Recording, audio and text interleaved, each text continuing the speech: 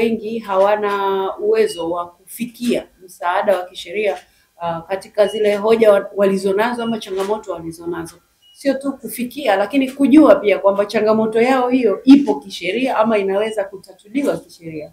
Kwa hiyo wametengeneza mfumo mzuri ambao katika jamii yetu mtu popote pale alipo ana uwezo wa kuingia katika huo mfumo akaeleza changamoto anayopitia, na wao watampa sasa ushauri wa kwamba changamoto yako ni unayopitia kisheria iko hivi na hivi na hivi, unaweza kuchukua hatua hizi na hizi na hizi, ama unaweza kwenda ofisi hii, unaweza kwenda mahakama hii na mambo kama hayo.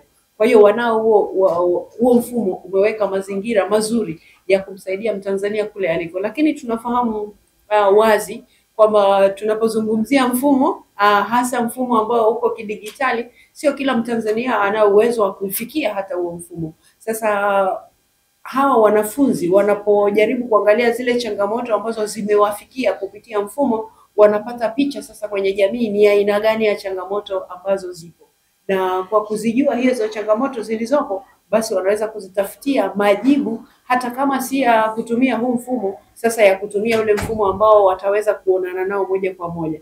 Na ndio maana hoja ulioisema hapa kwamba watakapotoka hapa wakiwa wanafunzi wataenda huko nje, ambako sasa pengine unaweza kusema ni sokoni, ama unaweza kusema ni moja kwa moja kwenye jamii, wanakuwa tayari wana picha ya ni mambo gani ambayo wanayapitia. Naitwa Profesa Bonaventure Rutinwa, ni naibu makamu mkuu wa Chuo Kikuu cha Dar es Salaam upande wa taaluma, na kwa sasa hivi kaimu makamu mkuu wa chuo. Shughuli ambayo imefanyika leo inaitwa Career Day, Law Career Day. Career Day ni siku ambayo wanafunzi na wahitimu tarajali hukutana na watu kutoka kwenye tasnia ambazo wanatarajia kwenda huko. Lengo la tukio kama hili ni nini? Malengo ni kadhaa. Kwanza, sisi kama chuo tunayo sera ambayo inahimiza ushirikiano kati ya sehemu za kazi na vyuo, ambayo tunaita academia industry linkage. Kwa hiyo kuwaleta watu kutoka kwenye tasnia, na mmeona walikuwepo watu kutoka taasisi za serikali, taasisi za binafsi, mawakili na kadhalika. Hiyo ni sehemu ya mkakati yetu ya kuwaunganisha wanafunzi wetu na sehemu za kazi wanapotarajia kwenda wakiwa bado wanafunzi. Lakini kama mlivyoelezwa na kama mlivyoona kwenye wakati wa kutoa tuzo, wamepewa wanafunzi ambao wamefanya vizuri katika mahakama igizi, ndio inaitwa moot court. Sasa hivi chuo chetu kinaweka msisitizo katika kutoa elimu ujuzi, skills oriented education. Mategemeo yetu kama shule kuu ya sheria,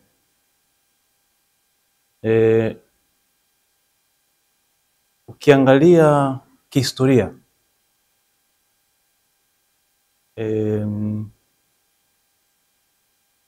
kama nchi tumekuwa tunasisitiza wasomi ambao hawako mbali na jamii.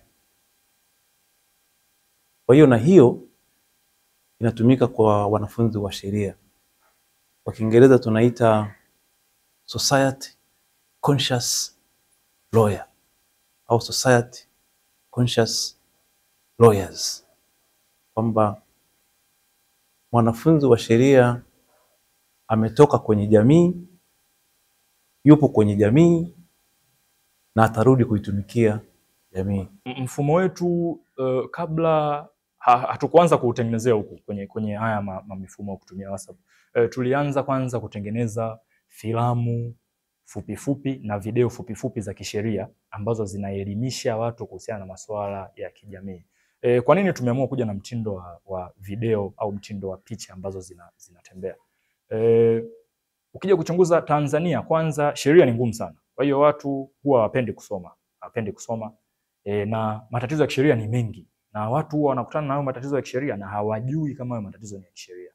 Kwa hiyo kutokana na tatizo hilo tuliloliona, tukaamua kwanza tuje na mtindo rahisi wa kutoa elimu hiyo kwanza ya kisheria kwa watu, ili mtu akiona ile video ambayo tumeitengeneza yenye maudhui ya kisheria iweze kumsaidia kutambua kwanza tatizo analokutana nalo, tatizo la aina gani. Kumekuwa na incidents nyingi sana. Watu wenye shida za kisheria huwa wanaenda sehemu ambazo sio zinazohitaji kuwapa msaada wa kisheria. Mfano, mtu anaweza akatapeliwa ardhi, akalia akaenda kanisani kuombewa, labda anaweza akajua ni laana, ndio maana anatapeliwa ardhi. Ila yule mtu hafikirii kwanza kama kichwani issue ya kwanza ni issue ya kisheria.